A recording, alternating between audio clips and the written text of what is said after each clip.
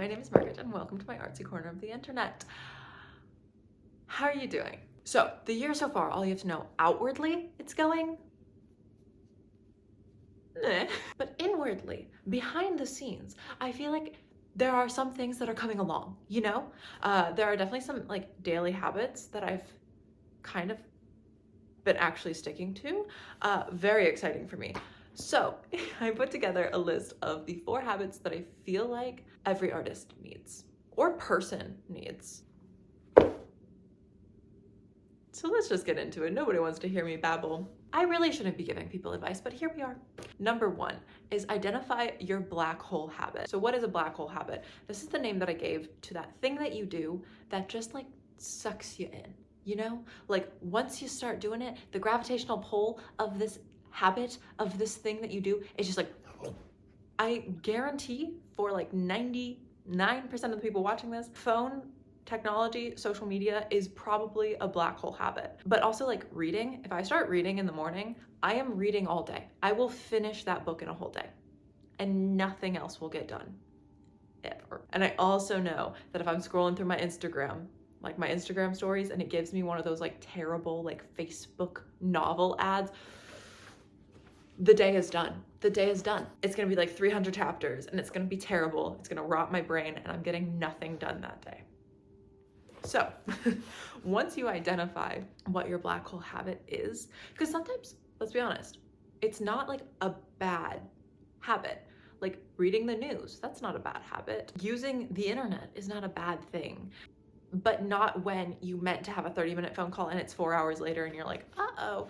Once you've identified what your like black hole habit is, it's not about destroying it. It's not about never doing that ever again. It's about either bumpering it or pushing it off until the end of the day.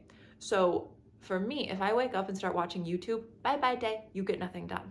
But if I bumper it and say, okay, I'm gonna watch YouTube for 30 minutes before I have to leave to go to work, then I bumpered it. I have to go to work. I know that I will stop because I have to go do this thing. So I bumpered it with something that will stop the black hole gravitational pull.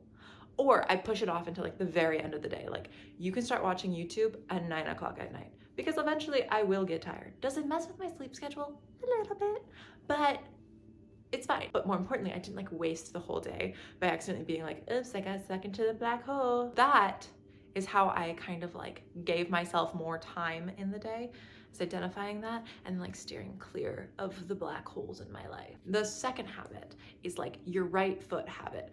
The habit that's gonna get you started on the day on the right foot. For me, recently I did this thing. I bought like an analog alarm clock with like the hammer and the bell. When I tell you I am a talented snoozer, I am a talented snoozer. I used to use my phone as my alarm. It got to the point where I didn't even hear it anymore. I never heard my alarm because I could turn that sucker off in my sleep. I didn't even semi-wake up. It was just off. I'd say I would put my phone across the room because I'd be like, no way. I would get up, go over, turn it off, get back in bed, never waking up. It was a talent. It was also not a good talent. The analog alarm clock is amazing because 1, you can't snooze it. Like it doesn't have an option for snooze. And 2, it's so freaking loud. The other thing is that because it's like an alarm clock, I now charge my phone in my bathroom. So the first thing I do when I wake up is not grab my phone, because once you turn off your alarm on your phone, then you're kind of tired and you're like, I guess I'll just scroll through social media until I'm up more. Lies.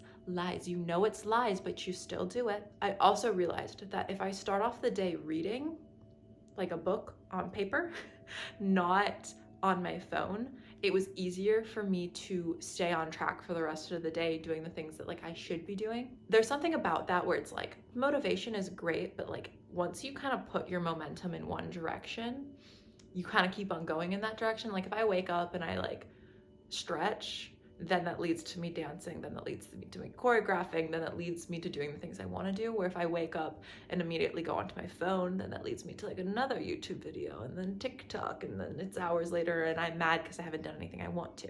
So having like the thing that you start off your day that's going to start you down the path that you want to be going down. So whether that's listening to music, doing skincare, reading, writing, basking in the sunlight of the morning sun. I don't know. Whatever feels like, yeah, like when I start off my day with tea instead of coffee, my day goes better. I don't know. That's not me. The third habit that everybody needs is your easy peasy habit. I love a to-do list. And I am definitely guilty of being like that person that like writes like, wake up, have coffee, breathe on my to-do list just so I can cross it off, which is all fun and games until you look at your to-do list and you're like, wow, I crossed off so much stuff. But then when like you actually look at your to-do list, you crossed off all of like the easy things and like not the things that you were like actually supposed to do.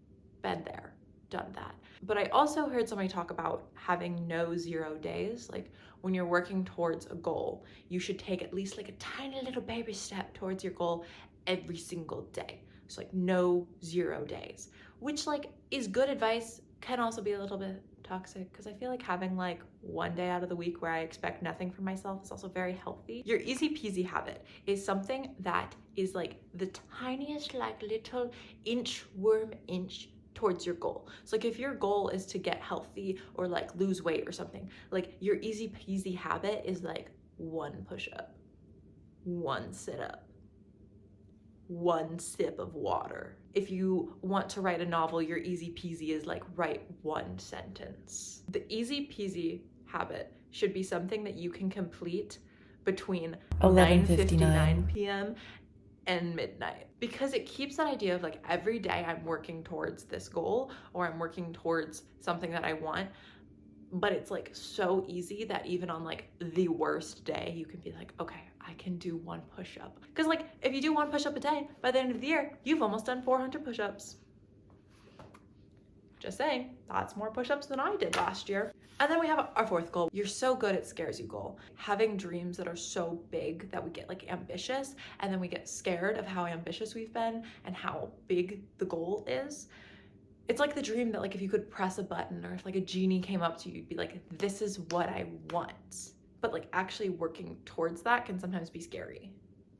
Maybe this is a me problem. I'm not gonna unpack that right now, okay?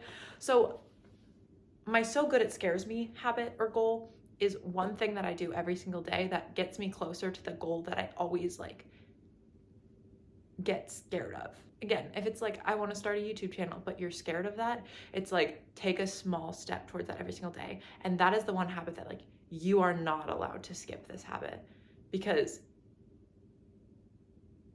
does this make sense? Okay, personal time. I'm a professional dancer. I should not be scared of dancing.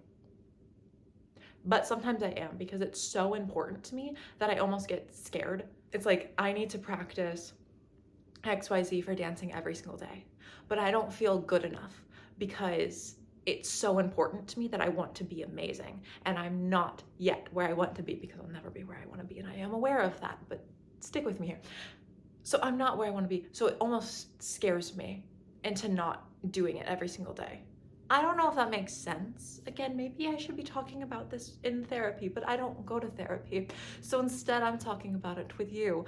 So I found that I would put things like practice grooves, stretch, do all these things on my to-do list, but sometimes I would like not want to do them because I'd be like, oh, I'm not good at that. And it's almost like embarrassing to not feel good at something that means so much to you. So then I would like procrastinate and not want to do it. And this is the year, or the month, or the week, or the day, or whatever, that you're not gonna let yourself do that. The things that are important to you scare you because they are important to you.